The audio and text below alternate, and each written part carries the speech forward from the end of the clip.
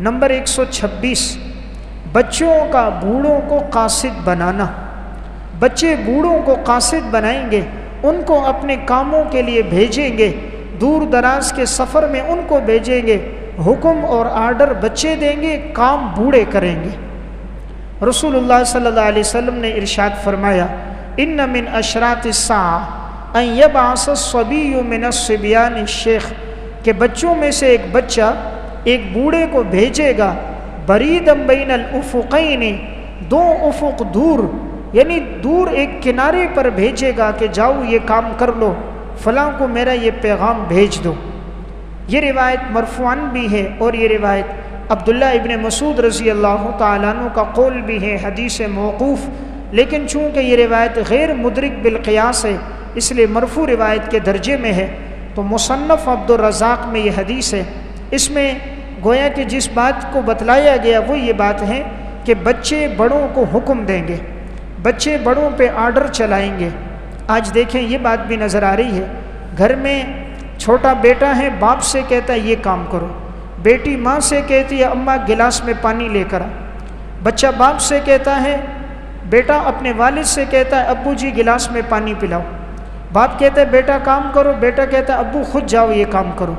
یعنی والد کام کرے گا، سفید ریش سامان خرید کے لائے گا، جوان بیٹا گھر میں ہے موبائل کے ساتھ کھیل رہا ہوگا۔ تو گویا گنگا الٹی چلے گی، ماں باپ جن کی خدمت کرنی چاہیے تھی وہ اولاد کی خدمت کریں گے۔ آج ماں باپ بات کرتے ہوئے ڈرتے ہیں کہیں بیٹا غصے میں آ کر ہاتھ نہ اٹھا لے، کہیں بیٹے کے پاس اگر 2 پیسے ہیں کہیں ناراض ہو کے خرچہ نہ بند کر دے۔